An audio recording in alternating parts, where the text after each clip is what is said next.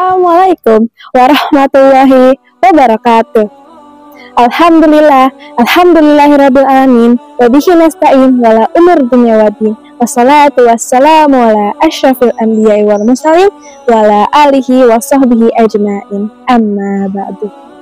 Segala puji kita panjatkan kepada Allah Subhanahu wa taala atas nikmat yang diberikan kepada kita semua, berupa nikmat sehat, nikmat iman maupun nikmat Islam.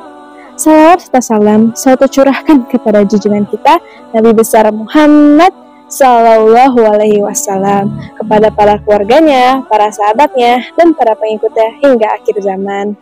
Sahabat Cordova yang dirahmati oleh Allah Subhanahu Wa Taala, perkenalkan, nama saya Jihamata Fatimah. Saya dari kelas 8 Hafsah. Pada kupen sahur Ramadan ini, saya akan membahas tentang seorang ahli petani yang menulis risalah berbahasa Arab tentang pertanian, yaitu Ibnu Al-Awan. Ibnu Al-Awan, yang juga disebut Abu Zakaria Ibnu Al-Awan, lahir di Seville, Spanyol pada tahun 1110. Beliau merupakan seorang ahli petani dan pakar hortikultur yang terkenal pada akhir abad ke-12. Hebatnya adalah beliau seorang muslim yang sangat pandai dalam ilmu bercocok tanam dan berternak yang benar. Hasil dari ketekunan dan giatnya Ibnu Al-Awan dalam belajar menumbuhkan hasil. Ia dikenal karyanya yang sangat bagus dalam bidang pertanian dan peternakan. Melalui karyanya, ia menggambarkan bagaimana dirinya betul-betul menguasai dalam bidang tersebut. Dari hasil pemikiran Ibnu Al-Awan tentang pertanian dan peternakan dicatat dan dimasukkan dalam kitab Al-Filahah atau buku tentang pertanian. Kitab Al-Filahah dibagi menjadi 2 bab yang terdiri dari 34 subbab. 30 subbab menjelaskan tentang pertanian seperti tanah, pupuk, air, irigasi, dan perencanaan pertanian.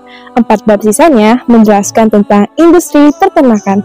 Bab pertama, Ibnu Al-Awan menjelaskan bahwa perlunya dilakukan pengenalan bibit dan jenis tanaman terbaik yang cocok ditanam di wilayah tertentu.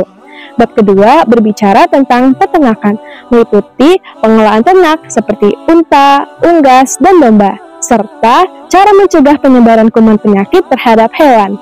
Karya Ibnu Al-Awan sangat berpengaruh di dunia Islam dan Eropa karena karyanya dibangun pada saat ketidakpastian secara politik.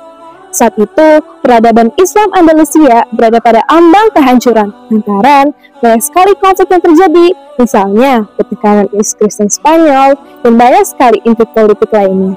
Meski demikian, hal tadi berhasil dilewati Ibnu Al-Awan melalui kitabnya.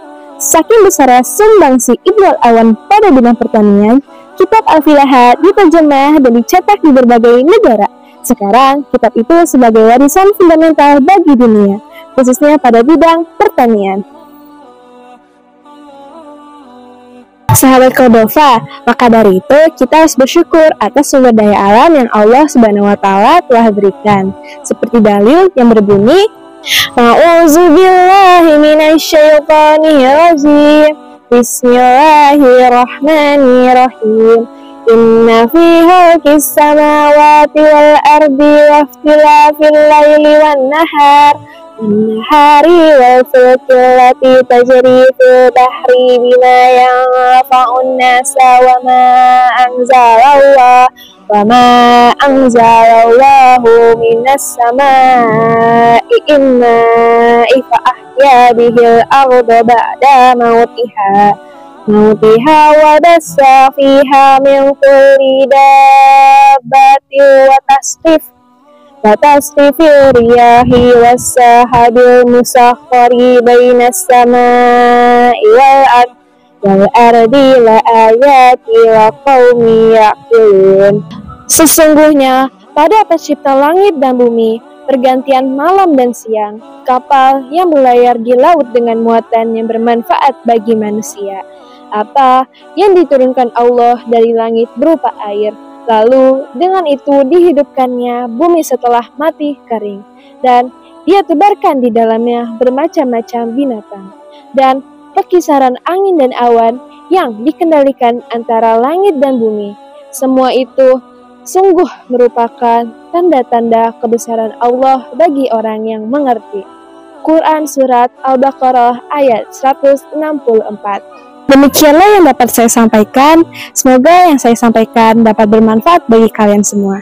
Wabillahil taufiq wal hidayah. Wassalamualaikum warahmatullahi wabarakatuh.